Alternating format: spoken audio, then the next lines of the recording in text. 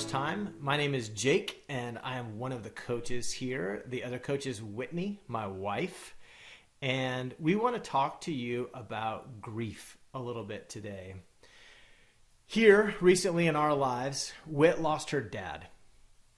Probably 12 days ago, his health started to decline, and I would say 2 days after that, we knew for sure that death was on its way, and it was just a matter of when. And then about 9 days ago, he passed, and since then, we've been dealing with the finality of that. It's a cool opportunity for me to share with you because I was not as emotionally connected to this. I didn't have so much history with Tim, Whit's dad.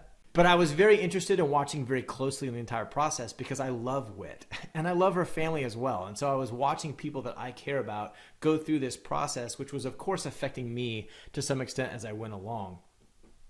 But what I got to see was a pro, Whit. She is one of the most mentally tough, resilient human beings on this planet. And I got to sort of see how she navigated this. Not perfectly. Let me tell you that. Even though she's one of the top ones, I'm not saying it was perfect. But she has this system in place of checking in and reflecting. And I got to observe 4 things that she did along this process. Now, one interesting context to this particular grieving is that there were many different emotions because Whit's relationship with her dad was multidimensional. It wasn't the traditional daughter who loves her dad, dad who loves her daughter type relationship. We got to mix in PTSD from the Vietnam War and coping with alcohol and prescription drugs for both the mental anguish as well as physical anguish from Agent Orange and Agent White that he was exposed to while he was over there. So because of that, as he was working through his memories of his traumatic experience, he ended up causing a lot of traumatic experiences for Whit. And so Whit's on her own healing journey of what do I do with this? And then her dad passes away. So on one hand, she's got this relief because the threat of her life is now no longer a threat, which comes with guilt because how could I feel that about someone who just passed away, especially my father? And then on the same side, a surprising amount of this is a daughter who lost her dad. And a lot of surprise and also some judgment of herself for feeling that way because, wait a minute, I thought that I was working all this time on healing, on how to get closer to this man. We didn't even have this relationship, this daddy-daughter thing. Yet here I am just floored with sadness from his passing. And so there's just like a lot around the grief that's in the middle. And I got to watch Whit manage all of it. And it was really beautiful, super impressive. So I'm going to break it down into the 4 steps. The first one is she invited the Lord into it. She invited Christ into it. And the main thing that this provided her was freedom from the obligation to grief. Now, when the obligation is gone, it doesn't mean that you don't do it.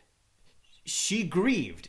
And it was healthy for her to grieve. It was a good thing for her to do. However, she was not doing it out of obligation.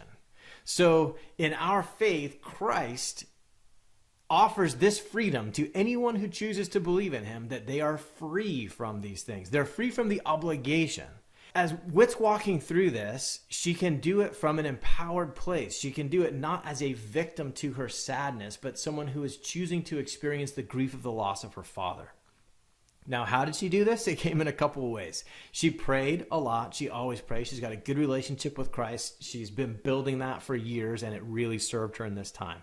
She also went to the Bible and just read God's word and let it affect her life the way that it does. She has a very good relationship with that, and it, again, served her in this place. The third thing that she did was she reached out to a spiritual mentor of hers, and she went and talked to her, and she let her pour into her life and her express what she's hearing that Jesus is telling to her.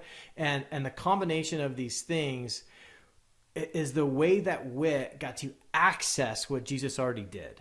Because even though he's freed us from this obligation, and anyone who believes in him already has this belief that they are freed from this obligation, you don't always live from it unless you're renewing your mind. You really have to take your thoughts captive in order to live from that freedom rather than get trapped in the lie of this obligation that you're now a slave to your grief rather than someone who is experiencing your grief.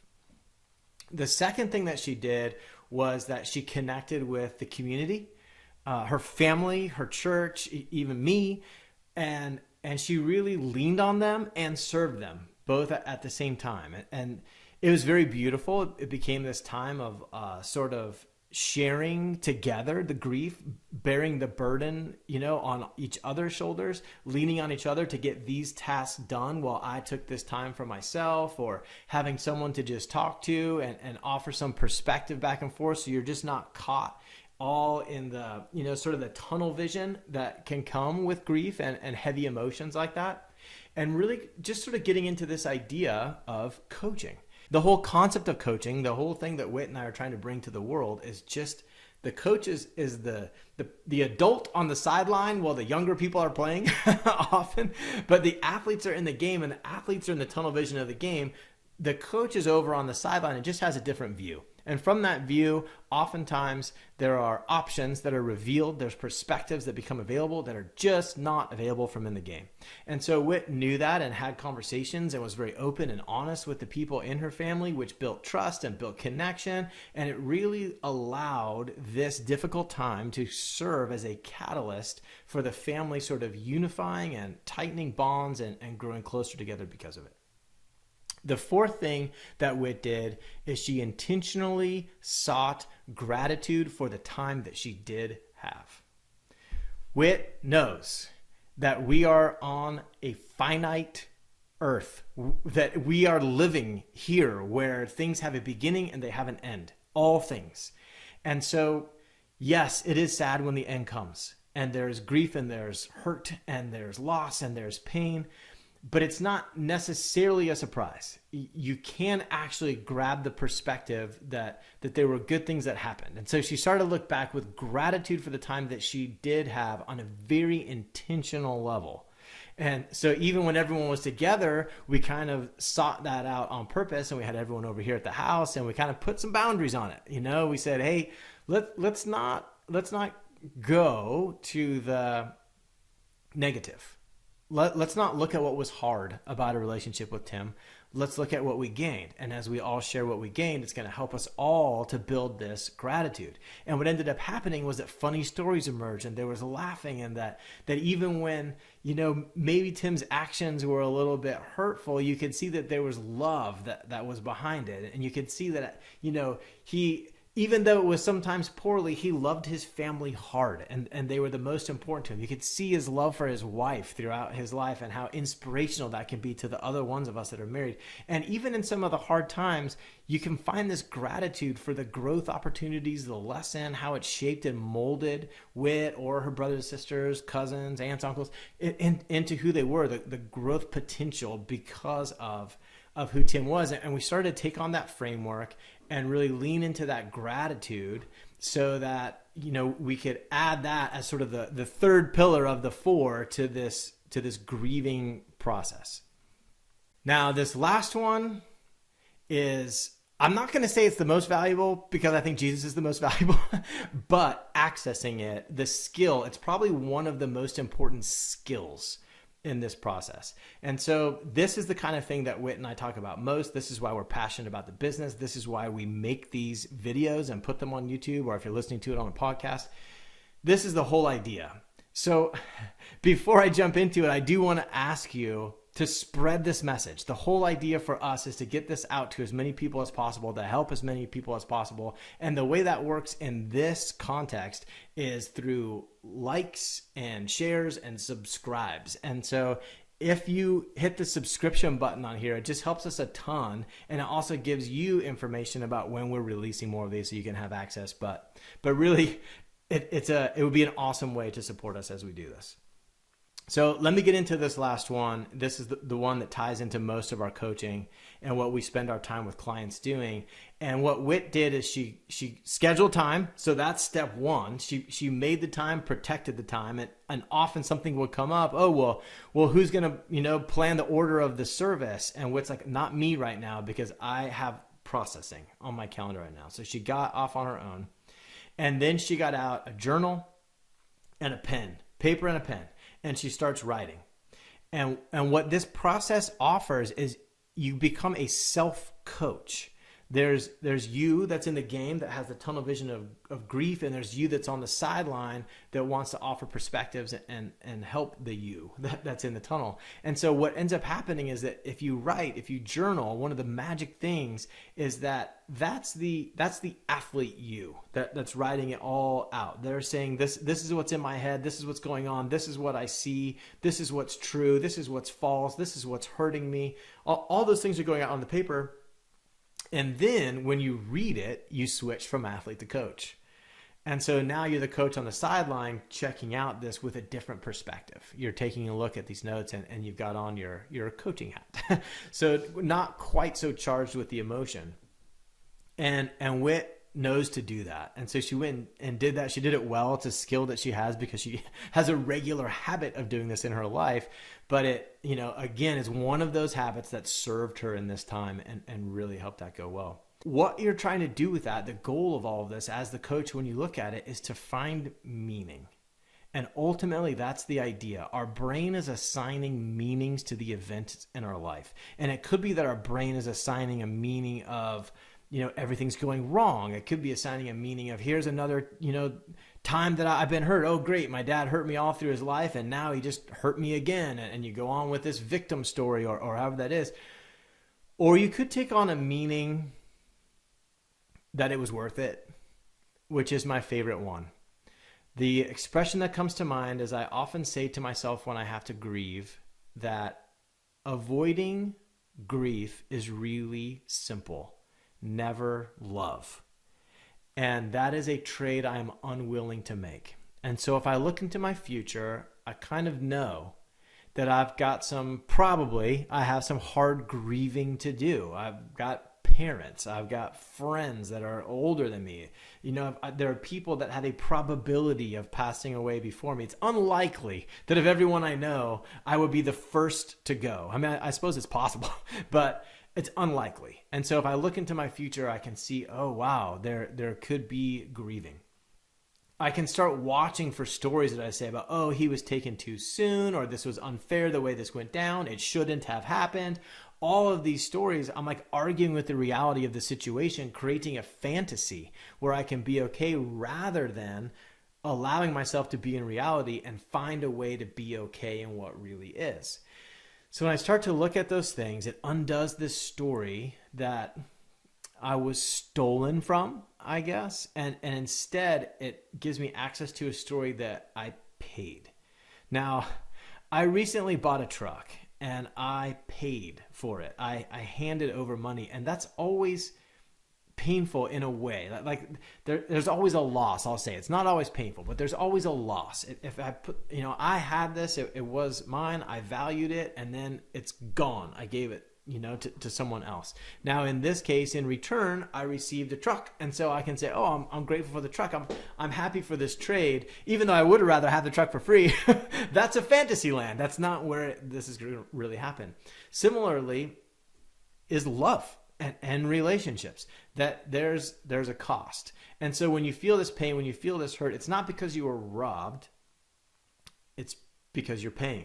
It is the cost of this thing. And therefore, when you kind of see the value, and then you can take pride in your willingness to pay, then what did feel like victim feelings of loss and stuff being taken from you, it becomes a way to honor the person and the relationship with this concept of being willing to experience the grief.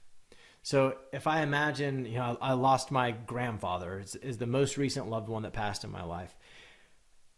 As I feel the grief, like, yes, it hurts. Yes, it's hard. Yes, there's loss and it's uncomfortable, but I can willingly and with an empowered mindset, I can choose to experience that grief to honor the opportunity to love my grandfather. Because if I was going to withhold this, if I wanted to avoid what I'm paying right now, if I wanted to avoid this cost, I would have had to avoid the love. I would have had to avoid the relationship. And I was unwilling to do that. And so now suddenly I have a new meaning. And I can see that while it doesn't make the pain go away, it makes it clean pain. And that is the best thing that I can offer you, is that you will find that when you remove all of the victimness, when you remove the obligation, when you remove that something is being stolen from you and happening to you, and you instead see that you are willingly participating in negative emotion because it's worth it to love the person that you lost, all of a sudden the experience changes to a more desirable experience and something that you can see your way through. It's an excellent way to, sort of push the risk of depression or staying stuck in this grief to the side. And you're kind of walking through it, taking the next step, willingly feeling the feelings that come with it, noticing the vibrations in your body, allowing them to be there, and knowing that nothing has actually gone wrong because you're feeling the grief. The grief is a great thing to feel, and it's really appropriate. And that's how Whit and I kept answering questions when everyone would say, "How are you?" This is heavy. We're going through some heavy things, and it's really appropriate. We're doing great. So hopefully those 4 things help you. I pray that you found some value in this, and I've appreciated you listening as I sort of shared some of the hard times that our family has been going through right now. And I would love it if you knew of anyone that would benefit from hearing this information and sort of following Whit's process as she went through that grief. Share this with them. Let them know about it, because that is the best way for us to continue to reach as many people as possible. See you next time. Thanks for sticking around to the end, and thanks so much for supporting Whit and I as we set out on our mission to spread this information out into the world so that anyone who needs it can have it. If you've been around us for years, or maybe this is your first time here and you're wanting to take this information and make it a little bit more personal, there are 3 super fun ways to work with us. Number 1, you can join our lifetime membership, where we will help you build your consistency by awakening your inner athlete. The second way is traditional one-on-one coaching. We take on a limited number of one-on-one clients, and we try to keep that number small and intimate so that we can make sure that you're feeling connected and supported. The third way is a client favorite, our adventure retreats. We believe that adventure is where fear marries fun. And when you've got 2 coaches as guides and the adventure shows up, you can't help but get unstuck. So if any of that sounds good to you and you'd like to take this a little bit deeper, you can get more information at www.steadfastlifecoaching.com. We look forward to getting to know you guys.